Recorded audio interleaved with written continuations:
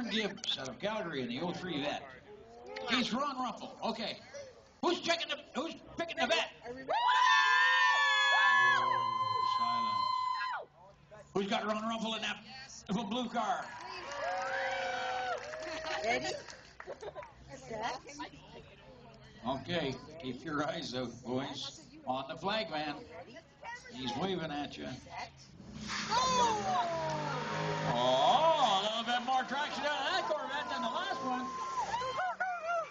Also very serious. Ron Rumpel goes around the outside, go down the back straightaway. They're side by side. Who's got the big Guiduccis? Ah, here they come. Oh. It's all about power. It's all about that big old V8 power, man. The Corvette moves on, and he's against the Fiero. Bring the Corvette right back around.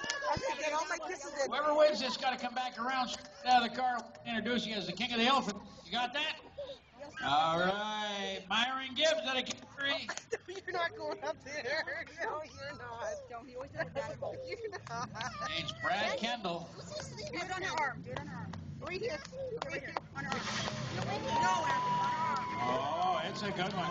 This is a good one. This is a good one. No fear, no brake lights on that Fiero yet. Down the back straightaway they go.